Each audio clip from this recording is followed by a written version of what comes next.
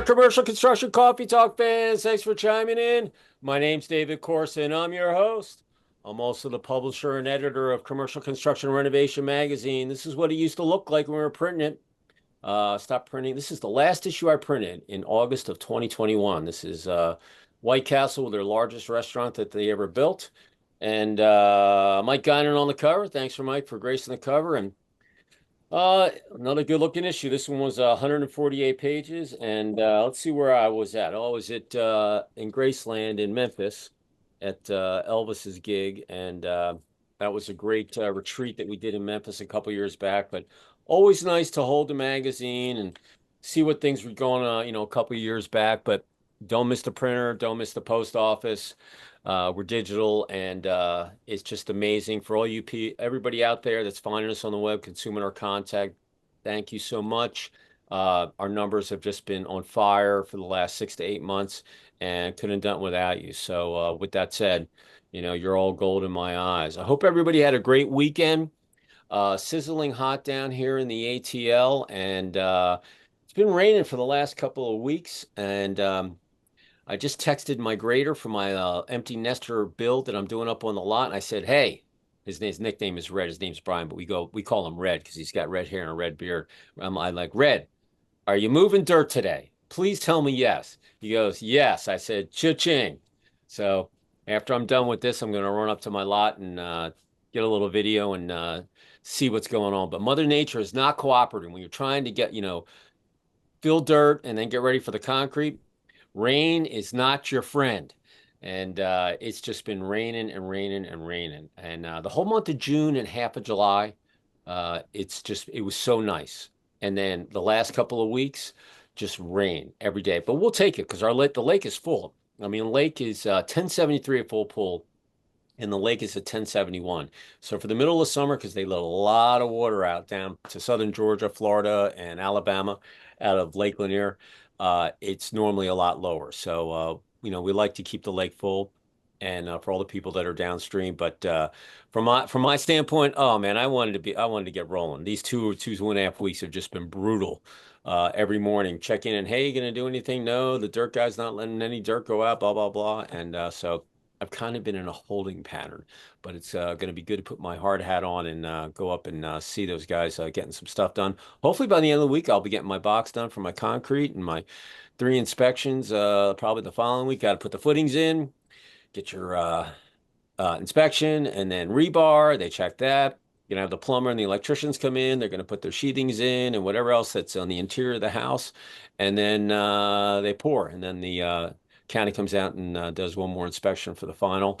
And then we get into sticks and frame, roof, wrap, and then hopefully the house, windows, doors. Hopefully the house will be dry here by give or take a couple days, but by Labor Day weekend, and I'll be back on schedule. So exciting. I'm just glad it's not raining today. Once the house is, the roof is dry, I could rain every day. I don't care.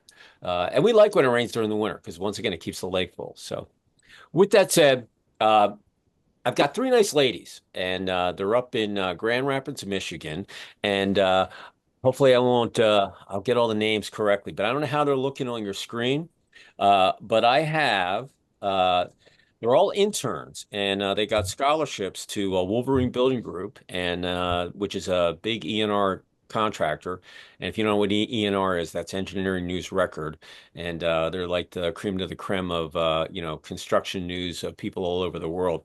But Wolverine's one of my valued advertisers. They've been with me forever, and we really appreciate their support and their confidence in us. And we did a reception up in Grand Rapids about a week ago, and the interns, I met them all at the seminar that they put on, and I said, hey, we should put you all on there so you could tell your story, how you did your internship, decided on going into construction, and God knows we need more ladies and guys too. All right, because we need welders, we need construction managers, we need project managers, we need superintendents, we need HVAC techs, we need all these people to keep the big engine rolling in construction in the United States. Because without it, we're in big trouble. So, thank you, ladies, for joining us. I'm going to go around and I'll introduce you, and hopefully I'll get everything right here. I've got Ali Fongers. Is that correct? Did I butcher it? Okay. And I got Kaitlyn Heffelbower, correct? Kaitlyn? Yep. And then I've got Prairna Pannu. Is that right? Yes. Okay, ladies, say hello to our listeners out there in Commercial Construction Coffee Talk. Say hello. Hello. Hi. Whoa. And you're all in Grand Rapids, correct? You're all kind of either at working out of the house or at the office, right? Yes, I'm in the office. Okay. All right. Yep, and Cool. I'm in the Lansing office. Prana, where are you? I'm out of the Brighton office. Brighton. There you go. Okay. So here's how we're going to work it. Haven't had three people on in a long time, but we're going to have a lot of fun. Uh, we're just going to go clockwise around the screen. You'll tell your story, where you grew up, where you went to school, and how you decided to get into construction and how you connected with Wolverine Building Group.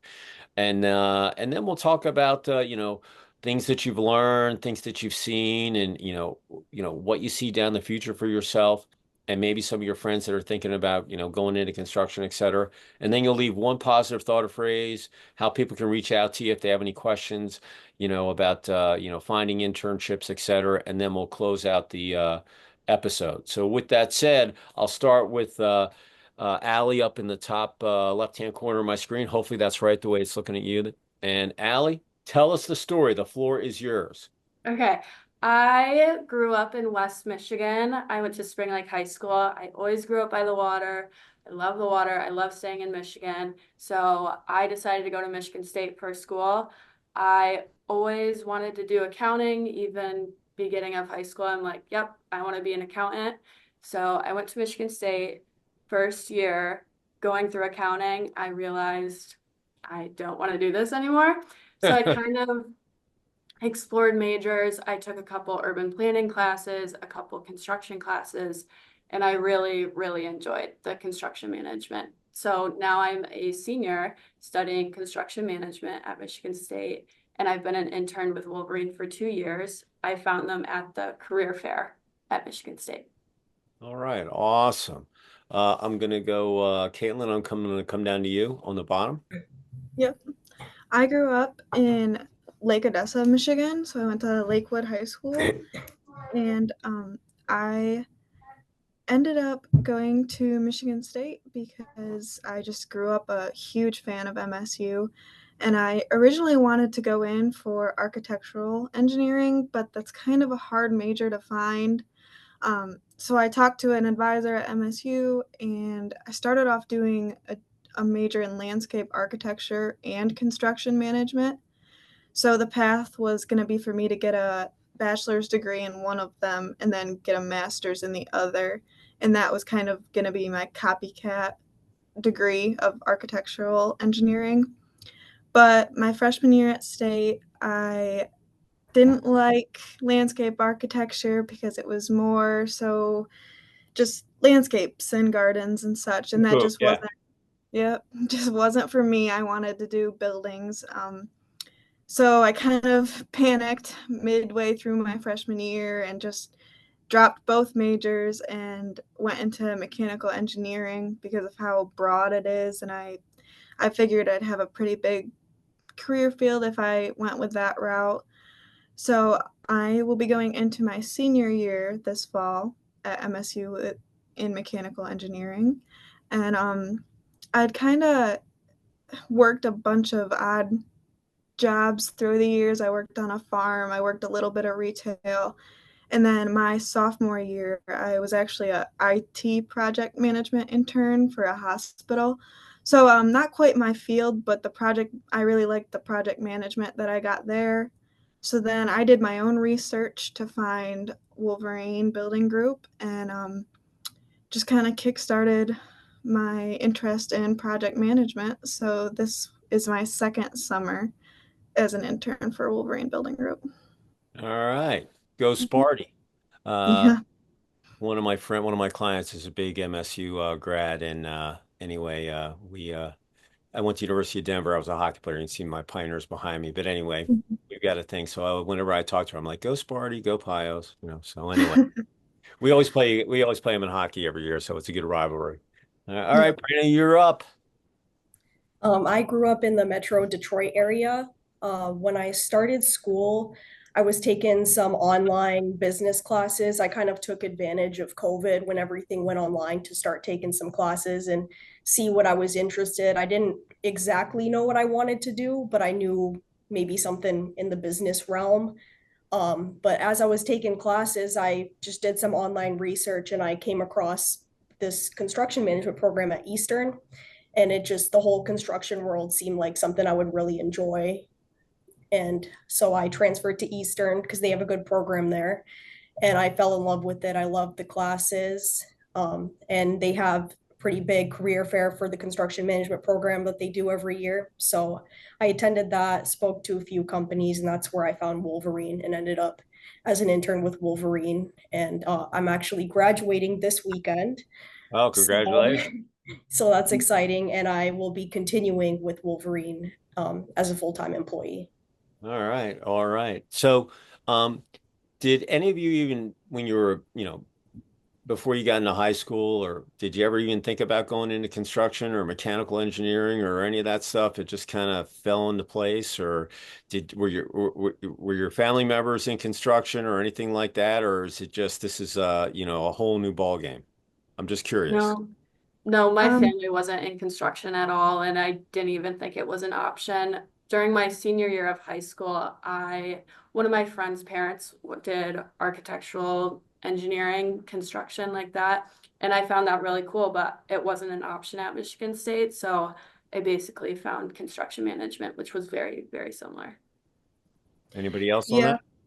Go yeah, ahead. for me, construction management wasn't really in my ballpark growing up, but I grew up with like surrounded by engineers. My dad and my brother are engineers. A bunch of my uncles are, and so I kind of just I knew that. Uh, but when I got to college and when I started with the project management, that's when I started embracing the construction field. Right. Yeah, I also had no family members in construction or anything like that. I had no idea this was what I wanted to do till after I went to school and discovered it on my own. I'm just curious on the job fair. How many companies were at that job fair? Obviously, Wolverine was there, but I mean, how many company were there? Were there architects, engineers? Were there all sorts of people in there for the job fairs, or was it construction oriented? At Michigan State, they do just a full-on construction management career fair, and there's about 50 companies there, and they do a presentation night beforehand. Yeah, yeah, Yeah, that's the same for Eastern. There's a big construction management career fair and about 50 companies, and they let us know who's going to be attending beforehand. yeah. The uh just so for my own knowledge, listen, I'm giving my age away, but I've been out of school a long time. But I used to go to the job fairs at University of Denver, and shoot, there was all sorts of companies that came in there.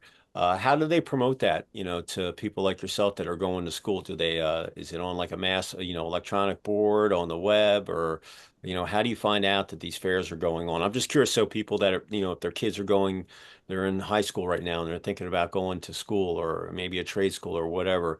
How does that all work internally at the university? Yeah, at Michigan State, they push internships really hard, especially with construction management.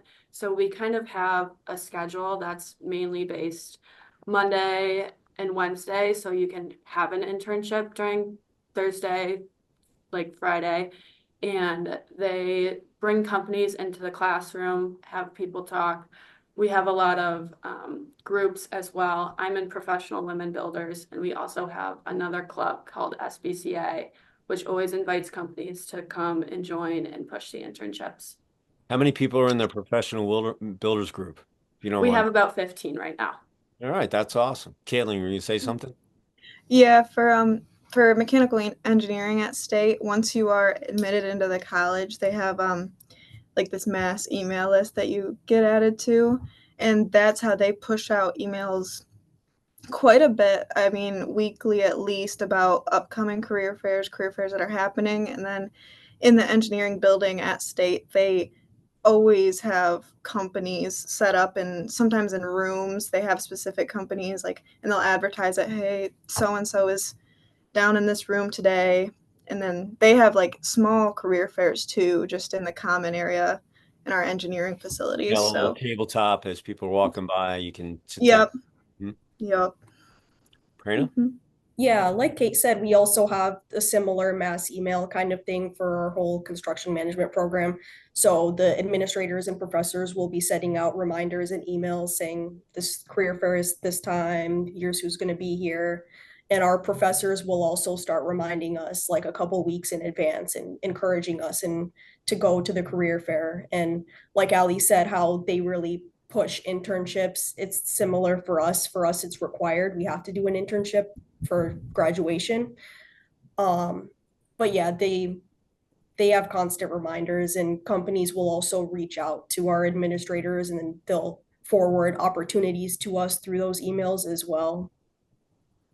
Listen, when I went to school, email wasn't around. Actually, the internet was just the Mac. I think the first Macs were just coming out, but it was they would have tables in the common areas, and or you would look up on the board, and they would have, hey, there's a thing going on, blah blah blah. Come by, we'd love to talk to you, and so forth. Actually, a couple of my buds, they were in construction management, but very few. And I come from a construction family. My family's been in construction since 1888.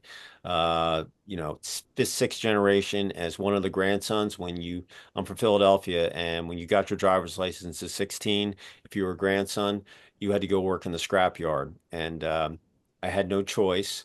And my Uncle Frank was my first superintendent. He was one mean SOB. And if you were 2 seconds late on the site, may rest in peace. But I learned a lot from that guy. I mean, I shoveled asbestos, I did acetylene torches, cut steel, I read railroad tracks. We did all sorts of stuff. And my grandfather was a combat engineer underneath Patton in World War II. And so I came with a construction background, still have my little metal set that I built a million things with when I was growing up. I still have that thing. And uh, my son, he wanted, let me ask you a question. Did any of your high schools have shop class in your high schools when you were there? Mine did. I don't think so. We Prana? had some like automotive classes, I know. I don't know if we had a construction shop class though. Yeah. Well, when I grew up, shop class was great. They had they split it up. The women, the ladies went to home ec, and then the guys they went to shop class. You built, woodworking, whatever it might be. And I thought that was the greatest thing since sliced bread. But now they've gotten rid of them. Now there's kind of a wave to bring that stuff back. And my son, he was always flipping cars, working on engines, and he wasn't into history and English and all that. He was a lacrosse player. He probably could have played D1, and tried to get him into the shop class locally at the high school, and he didn't have the math grades. And I met with the school and the counselors. I said, look, if there's one kid out of 3,500 people that go to this high school uh, that should be in this class, it's him. Okay. And they were like, Mr. Corson doesn't have the math grades. I'm like, I'm not worried about that. You really need to put him in there. So this is when he was a junior, and they wouldn't put him in there. So I yanked him out, and we homeschooled him for his senior year, and he worked in the local garage. And then we found this place called AIM, which is the Aviation Institute of Maintenance. And but first he wanted to work on cars. I said, if you don't own your own shop, you won't make the big bucks. Then he wanted to be a motorcycle, work on motorcycles. I said, if you don't live in a warm place all year long, you're not going to have, 12 months of business. You got to do it someplace where they're going to ride all year. Then we took this tour of this Aviation Institute of Maintenance that we found. It was an old grocery store that was sitting there vacant, and they renovated it into this maintenance institute. And they actually had a little taxiway in the back. But anyway, he went into aviation, and it was a 2-year program, and you got your A&P license, which is airframe and powertrain. And uh, once he got out, he spent 3 years at Boeing, and now he came back for 2 months and worked at a smaller regional outfit, and he didn't like it, and he's flying back today. He went down to Dallas, and we gone down there in April to meet with a company called FlexJet, and he was gonna work on $80 million Challenger jets, and they were just the recruiter was a little lackadaisical, I guess that's the word I could say, in their follow up. So he didn't hear back. He took this other job, didn't like it, and I told him, I said, look, you are in high demand. Not everybody does what you do. So my advice is call FlexJet back and see if they're, still have that position up. I guarantee it's probably still open. Sure enough, it was. And so they flew down the suite. My wife and he flew down Saturday. They went yesterday looking for apartments and, where he was going to live. Now he's coming back. He's got to be down there by the 18th. And, but he did have a job offer, I think in Provo where BYU is, and he had one down in Atlanta. But this was a big bump in pay. And I played the I told you so with him because when I went down there and we took the tour, I was like, look, you got 5 job offers. You need to take this one. This is your job that you probably hang with for the remaining year. Plus he's taking his, he's got his pilot's license. He wants to get his commercial license. But anyway, when he made the decision to come home, because all his buds are Delta pilots, I said, you know what? You can come home, but you've been in Atlanta. My life is go see the world. You're still young. You're 25, and you can go do your thing. And sure enough, timing in business is everything. And last Thursday, when he went down there, when he left early in the morning, I said, "Oh man, I know he's coming home with his tools tonight." Sure enough, he got the written confirmation. He came back, and now he's my wife's bummed out because she liked having my son back home.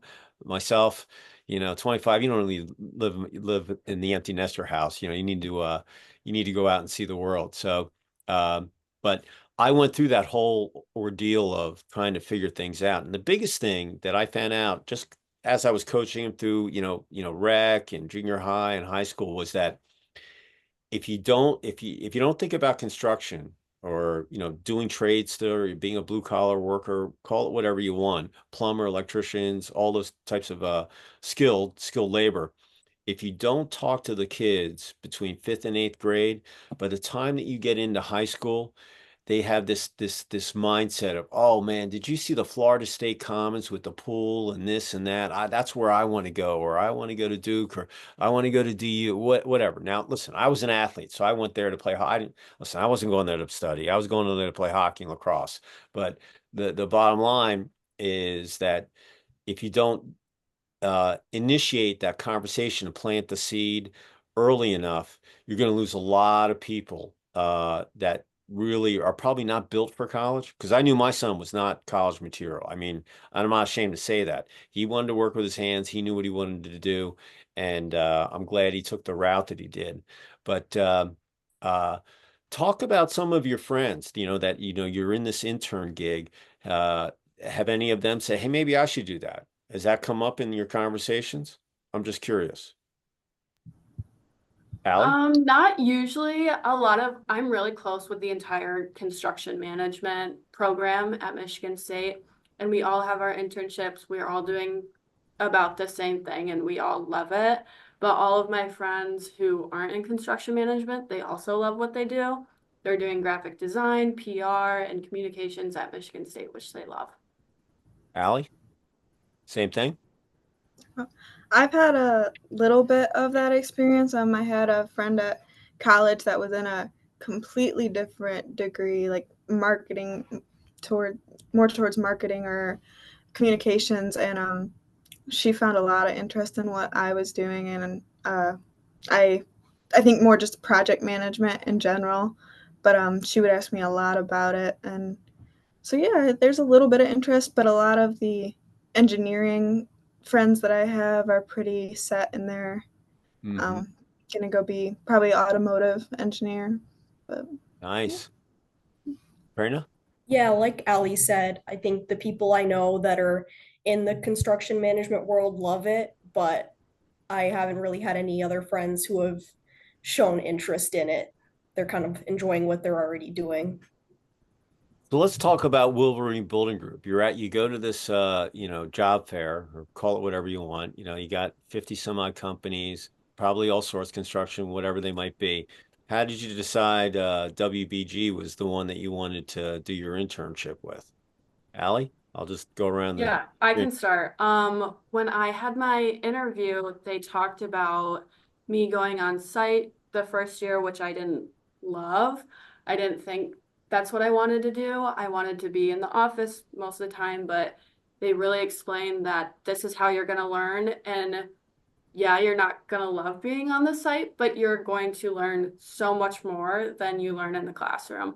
So I did that and I realized I had an amazing mentor, and I realized that I know so much more now than I did 3 months ago, just being on site. And so I kept my internship and I'm learning so much more every day. Kaitlyn? Yeah, so I kind of did my own research to find Wolverine Building Group. I think it was either on like a Google search or Handshake. I didn't find them at a career fair, but I when I expressed interest and did like my own research on the website, company's website, I was just very interested in how they treated their employees. And when I spoke to the HR representative that I was working with at the time, they made it sound so adaptable and really conducive to learning, which it has been. It far exceeded my expectations going in. And so last summer when I started, I did industrial division. So I got to see more big buildings. And because I'm a mechanical engineering student, I was put in the office for most of the summer, and I would do job site like once to twice a week, which I think was a really good way for me to get into it because I didn't have construction management classes or anything like that yet. So I really had to start from the beginning with my internship. But and then this year I've worked in the commercial division doing mainly like hospital work. So it's been quite a bit different than industrial, but seeing two completely different sides of it, I feel like I've learned so much over the 2 summers. That's awesome. Prairna? Yeah. Yeah, for me, when I had my first interview is when I really was attracted to Wolverine. I felt really welcomed and invited in, and I knew that I would get a good learning experience out of it. And I got to spend half the time in the office and then half the time on the job site, which was good for me because I didn't have any prior work experience in the construction world. So I just felt like I would get the best learning experience and the best mentors. When any of you were on the construction site, did they say, "Hey, come here, let me see if you can swing the sledgehammer"? Did they do any of that stuff with you or not? I'm just curious. I picked up a Uh, lot of trash, but I didn't Yeah. wasn't running tools. But Al, you're yeah, just I wasn't either. well. The only reason I ask that is because a lot of people when they do these internships and then they want to go they want to be the boss right away, but you have to learn all the little things that go on. So as if you become a superintendent or a PM or you're overseeing a project, that you understand that you know construction's not easy, and some days it's going to be hot. You guys are up in Michigan, it gets cold in the winter, and you got to be able to deal with all that, the differences that happen during the year, and that historically women haven't been in construction. I mean, when I started my magazine, probably 20% of my circulation was female. Now I look at it, it's probably even. And the biggest thing that I always thought about was, you know, most ladies, they like shopping, but they have guys designing the stores, in the commercial side, or at least in retail, for guys who are designing it for women. And women know a lot more about how they want their dressing rooms to look, or how wide the aisles need to be and all that stuff. And if you looked over the years that I've been in publishing, over 25 years, that you could see the difference of, you know, women coming in and having their impact or their mark on that store location or hospital, whatever you might be looking at. And because women and men are completely wired differently, believe it or not. And I consider women better multitaskers. Men are a little more, driven. But the bottom line is it was a male dominated gig. Now it's pretty even. I mean, the female gender has really done an awesome job in coming in. Now, it's got a ways to go for sure, but it's been amazing to see that transformation over the years, and and it's always good to have both sides. Like I said, men and women are completely wired differently. So getting that impact or that input from a male or a female can make all the difference on the success of a project. as well as, how fluid it's going to go. And listen, you're always going to have, potholes, speed bumps, things are going to happen. And in construction, you just have to roll with the punches, figure it out, and keep moving on because you got a deadline to meet, scheduling, you want to finish under budget, architectural stimulating, and all that kind of stuff. So, it's really cool to see three ladies, from all different backgrounds that, uh, you took the bull by the horns and then you went in there and now some of you are finishing up and you're going to go into full time and congratulations for making to taking that leap because it's not easy because you got peer pressure, what are you going to construction for, or that the hard hats, blah blah, I can go down the list all the stuff and but very rewarding. I think the most rewarding thing that anybody that's in construction is once you build a project and you're going down the highway and maybe you have your kids in the car, your family or whatever, and you go to, or maybe you even by yourself and you drive, hey, I built that. I worked on that project. I designed that project. I did that, and this magazine, even though I build it now digitally, I used to do it with paper and ink, not 2x4s or nails, but I'm a builder. I build this every month. So every month, right now I'm digitally. So when I post my issue, which new one should post here in a couple of days, I can say I built that, and I don't know what it's going to look like. I have a good idea, maybe the folio of it, but I'm a builder, just like just like Wolverine is. You're just using a different materials and stuff. But one of the things that I've had all sorts of jobs in my life. I gave up all the family businesses. I was an economics, political science major. I'm an athlete, and, I look at all the things that I did over uh, my life, and I took little bits and pieces from everything, and I put it together here so that, I can apply it. And listen, I always like talking to athletes, but I really like talking to women because they're coming into a male dominant area, which has now gradually become 50-50. But it's really, really cool to see people get out of the box, go venture out, see what you can do. And you're going to make mistakes. If you're not making mistakes, you got to learn from them, period.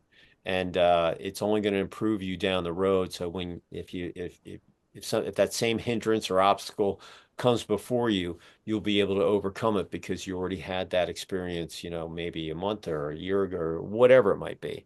So, congratulations to all of you in taking up that career path.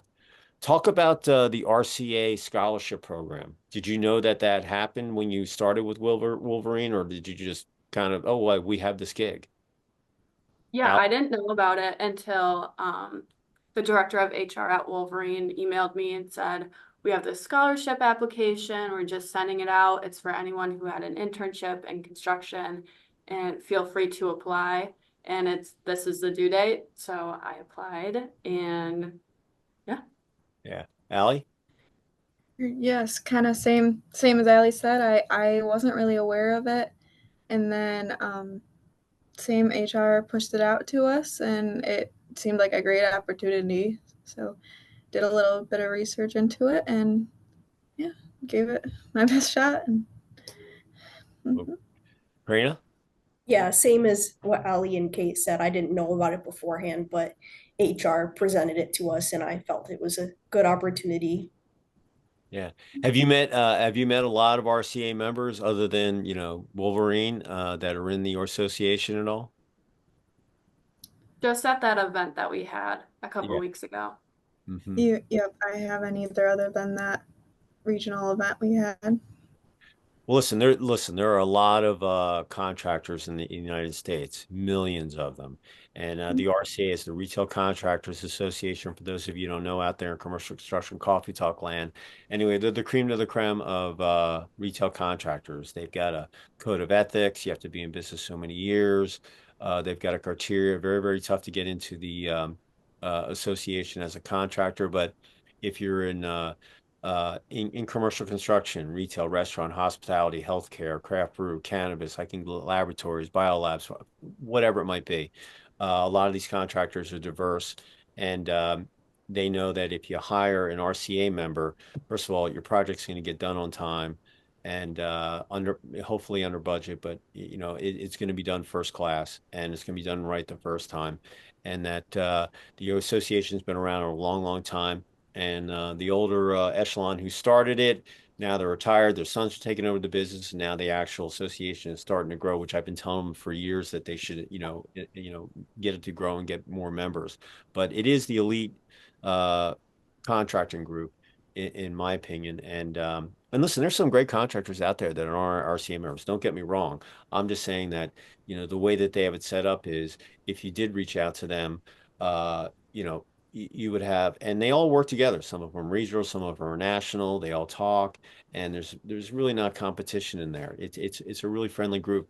The biggest thing is it's like a family, and that they want everybody to succeed. And so if you're not familiar with the Retail Contractors Association, you can Google it and you'll find them. And it's a great group. They're out of Alexandria, Virginia. So my last question would be, as you roll into graduating and then going out and so forth, have any of you thought about maybe starting your own contracting company? Or I know it's early in your career, but that's what happens. Some people stay at contracting companies forever. Others get the whim, they want to be entrepreneurs and they want to go out on their own and stuff. Has that ever entered, or is that not a thought? But believe me, it'll happen if it hasn't. So it's not a big deal if not. I'm just curious. Prerna, I'm going to start with you.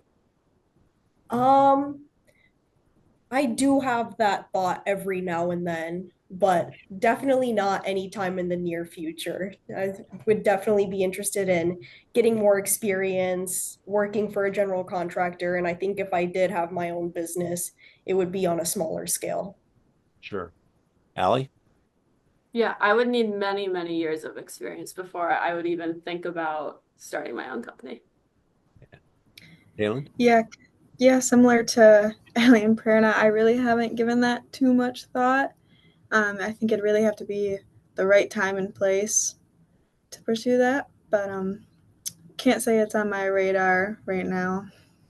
Well, listen, timing in business is everything. I was in Nielsen, I could have retired there, and then 9/11 happened, and I went out on my own in 2001, December 17th, and I'm still standing today. Never thought I would be, my own company, my publisher, but things happen. So I was just, wondering if that ever, but as you get more, inclined with, your expertise and you stay in the industry, uh, Pranny, you've had a few little, wow, maybe I could do this.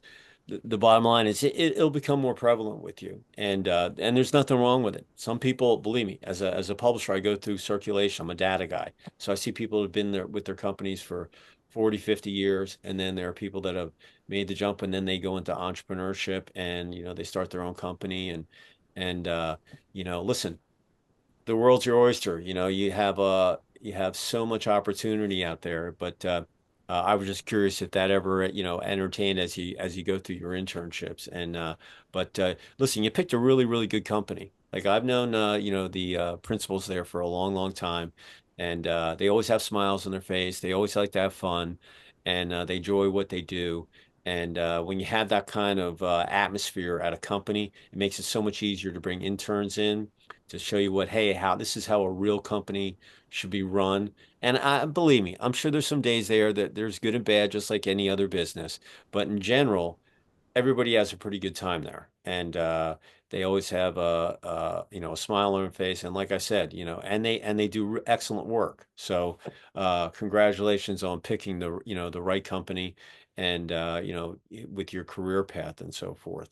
Um, as we finish up with the episode, I wanted to get one positive thought or phrase from you, and then you can leave your contact info. So let's do your contact info first. If someone has a child at home, let's say they're in high school, or maybe they're going to middle school and high school, and they don't know what they want to do, and they had no idea that internships were available like this, and how would someone reach out to you, to find out more about this, being an intern in a construction company or, in skilled labor or whatever. Prairna, I'll start down with you on the right corner there. Yeah, I'm on LinkedIn. My full name, Prairna Pannu, Spell it for us so they know how to get in touch with you. Prair, N as in Nancy A, last name PA, N as in Nancy, N as in Nancy U. There you go. Kaitlyn? Yeah, I think the best way for me too would be LinkedIn, which is just my first and last name. So it's Kaitlyn and then Hefffelbower. And what does that spell? Heffelbower. There you go. I'm just asking. I know how to do it. Okay. Yeah. Allie? Yeah, I'm on LinkedIn as well. I'm usually on there, and that is the best way to reach me. I go by my full name on there, Alexandra Fongers, ALEXANDRA FONGERS. So listen, if you're out there in commercial construction coffee talk, like I said, if you've got a son or a daughter and they're, looking at schools and they're thinking about, what their major should be here are three ladies, didn't have a construction background. Well, one had engineering in their family, but the bottom line is they didn't know and they went to a job fair and here they are working for a top E&R contractor. If you have someone there and they don't know what they want to do, here's an opportunity. I can't stress it enough. We need electricians, we need HVAC, we need woodworkers, we need carpenters, we need project managers, superintendents, anything that has to do with construction, welders. There's all of these job offers where we have a shortage, and if the country wants to, continue with its momentum, we need to fill these positions. It's essential because construction is what makes this country go. So the more people that we can entice at an earlier age to plant that seed to come into construction, the better it's off going to be. The sum is always bigger than the whole, and it's going to be better for us. So, if you're thinking about it, or maybe it's your neighbor, or maybe it's one of your nieces or nephews, here's an opportunity for three people that have from all different backgrounds. They came in here and they're interns, and now they're going to stay with it and continue on with the company that did their internship with, and it's an opportunity. So and no better time than the present. So if you have someone, reach out to them on LinkedIn. I'm sure that they could have a conversation with you, maybe get on Zoom and ask them for some more questions. But congratulations to all three of you ladies for jumping into construction. It's awesome to see you. So I'm going to go around clockwise. I'll start with you, Allie. If you had one positive thought or phrase that you wanted to leave with our listeners out there, commercial construction coffee talk, what would it be? I would say, especially for young people like me, find what you love to do. Even in college, you can switch your major a million times. It doesn't matter. If you love what you do, it's worth it. Absolutely. Prairna? Sorry, Yeah, Kaitlyn. I thought I was going here, but I'm switching it up. Making sure everybody's on their toes. Go ahead, Prairna. um, yeah, I would say it's important to do what you love. Don't be afraid to keep looking till you find what that is. Don't feel like you need to settle down, and don't be afraid to reach out to people, ask for help. Kaitlyn? Yeah, I would say that being in an unfamiliar environment, whether that's school or work or whatever it be, it doesn't mean that you're not supposed to be there. Just because it's new, you were there for a reason, and you'll find out eventually what that is. That's either a stepping stone or your final destination. You just don't know it yet. Yeah, awesome. All three really good. Listen, I run 5 to 6 miles a day, and every day when I'm cooling off by the pickleball court, I do a little wrap up of my day, and I always leave a positive thought.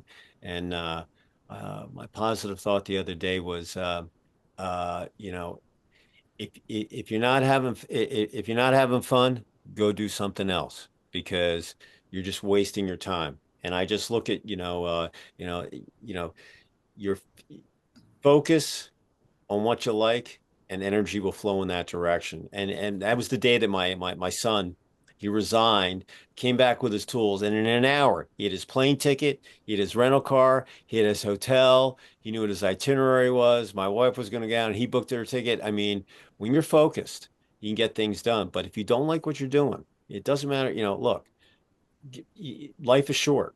Why waste your time in something that you go into it, just like some of you changed your majors. You went into it, landscape, that's not my gig. Oh, this could be, and you don't know. So trying new things, making mistakes, learning from them, maybe choosing the right one and blossoming. That's all awesome. So I can't say it enough that three impressive ladies hooked up with a very serious, high quality contracting firm that's building all sorts of stuff. And I'm sure it's never a dull moment up there at WBG up in Grand Rapids or, in any of the satellites office. So congratulations to all of you. If anybody wants to reach me out there in commercial construction coffee talk land, you can get me at davidc@ccr-mag.com. And listen, we look at everything.